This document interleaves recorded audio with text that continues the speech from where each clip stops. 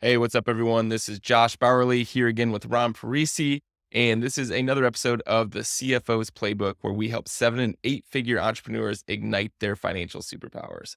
So, Ron, before we get started on our next episode, I guess some exciting news. I know your book's out. Why don't you show us the book and tell people where they can get it and what it's all about? Oh, hey, Josh. Hey, great to be with you. And I just want to share, hey, I'm excited that the book is out, Financial Superpowers, How to Take Your Business and Personal Wealth to the Next Level. And that's what we're all about, helping entrepreneurs, 7, 8 figures. Once they get their business rocking and rolling, we help them navigate making that next level, what I call the hyper growth level, and just running their businesses better. Interesting read. And you can get it on Amazon, or you can go to www.cpaonfire.com and get an electronic download as well. Appreciate the shout out. Appreciate being with you. We got a fun topic now that we just closed 2023. Let's get started. What do we got in store, Josh? Yeah, so like you said, 2023 is in the books. We're looking ahead to 2024, and I think we should start off with a topic on budgeting. But I know CPA on Fire is huge on getting past the rear view mirror, looking at accounting and more looking forward. And that's what budgeting's job is, right? To give you a better look at what's coming ahead. Why don't you give us an idea of, when I hear budgeting, I think of Dave Ramsey telling us to put a bunch of money in an envelope and spend it that way. Right. In the accounting world, it means a little bit different. How do you describe budgeting for small businesses and entrepreneurs? Yeah, I think the importance of budgeting, I can't understate it enough because of what we believe in, right? We don't believe in rear view accounting. Someone's going to tell you what you did last year, what you did last month, what you did last week. That's only so important as it is to looking forward and the goals that you want to accomplish. This is your business, right? What are goals that you want to accomplish out there? And I feel like if people are constantly looking at what happened in the past, it's all just going to be like incremental type changes. But when you have like a vision for the next year and you put that down on paper, as far as from a financial perspective, that's when real changes and real progress gets made. Big believer in budget. And then the other thing is, why is that important? But 2 is, I think a lot of times it doesn't get done because people they feel overwhelmed by predicting the future. And hopefully today we'll knock down some of the myths on that. But so can't understate the importance of budgeting and forecasting, looking forward. How do you want to go about accomplishing your goals? What is it going to take? Where do you need? We all have limited time. So like, where do we spend our time? Where do we spend our energies? That's all dictated forward looking. And then what we do throughout the year is we just measure every month. Okay, what did we think we were going to do? What did we do? And then, of course, my big term is course correct. But so that's why I think budgeting is so important, particularly here we are at the beginning of the year. Yeah. So you touched on what my next question would be is, entrepreneurs, right? I'm sure some are thinking like, I don't know what's going to happen tomorrow. How am I going to budget for a year? So what's the process look like, and how does CPA on Fire help clients create these budgets when there is so much certainty as an entrepreneur? Yeah. I think you just get over the hump. I always say is that just put it down on paper, right? And even if we get to February or March and we've blown the budget one way or the other, like we can start again. We'll do a second version, a third version, a fourth version. But the most important piece of this is let's get it down on paper, because there's no way, or it's extremely difficult for you to accomplish what you're looking to accomplish if you have big goals by constantly looking rear view. Like you got to look at this and you got to plan it out forward looking. If you want to hit 10 million in sales and you're currently doing 5, what is it going to take you to double your business this year, right? Maybe it's not possible this year. How can we get to December where you do have a 10 million business for 2025? And then just put those numbers out there. Okay, what is it going to take from a marketing budget, from a team perspective, all the other costs involved? How do we maintain a healthy profit to fuel that growth? All of that is laid out in front of you. And then now you're just a field commander and you're just moving the pieces forward. Very hard to do that while you're looking in the rearview mirror. It's not as much as saying like you start and say, this is my plan for tomorrow. This is the plan for the next day. It's more of having, my goal is to do 10 million this year, and then working backwards on what does that have to look like throughout the year to get there. Is that kind of how you think of it? Yeah, exactly. Yep. Okay. And then you feel comfortable, right? Allocating certain money, certain resources to those that's going to drive your growth. That's going to drive your profitability. I think a lot of people get hung up making big bets because they don't have that forward-looking plan, and it makes people slow down their decision making. They miss opportunities. So by just having that budget in place, that forward-looking piece of paper, I think it empowers a lot of people to make those great business decisions and those big bets. So And when you're making these, like, you're gonna get a lot wrong, right? Like, you're predicting out the whole year, then you don't have to sit here and feel the pressure, like, "I better hit everything exactly right." Things you put on here are not gonna go as you plan, right? yeah, if you're listening to this podcast and you're an entrepreneur, most likely you're a type A person and you don't like to be wrong. Right. But and I think that's another thing that people get hung up on is that I don't want to get it wrong. It's okay to get it wrong. This is your company, and you can only make assumptions today. We have no idea what's going to happen with the economy, with your business, with the algorithms of Google, right? But this is our best guesses today, and let's rock and roll moving forward. And if we have to create another projection come March, let's do it. But I think it's important to get your ideas, your goals down, and then figure out how to do them and start executing. Yeah. Kinda reminds me of what one of the generals, Eisenhower or Patton, or one of them said, "In battle, plans are meaningless, but the act of planning is priceless." Because the plans are gonna go wrong, gonna work, but the act of just sitting there and planning out what you're gonna do, that's the priceless part. Yeah. And it's what we talk about, like slowing the game speed down, right? So many entrepreneurs just feel overwhelmed with all the decisions and everything they've got going on, right? I just feel like the budget slows the game speed down because like you said, the active planning, you've already gone through that mental exercise of what needs to happen. Okay. And then, okay, maybe it's not exactly the way you had it, but 75% the way you had it. So now you only have to figure out the other 25% to be course correcting every month. So I just feel like it slows the game speed down for you as the entrepreneur. So, Yeah, no, that makes sense. And then for clients that are working with CPM Fire, is there like software that they're gonna be working through, or how's it gonna look?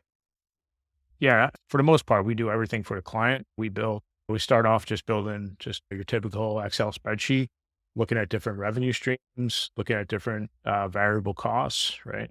And then what happens is through one meeting, maybe two meetings, we're able to hone it in really well. And then we take that and we put it into our own software, whether that's maybe we put it into the accounting software, but we also put it into our budget, our dashboard builder. So we are able to see visually how the budget's going.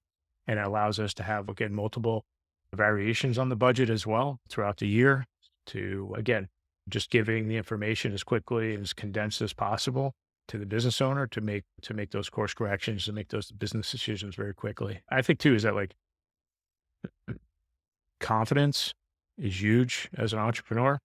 And I think during the year, you see, at least my clients, their confidence goes up, confidence goes down.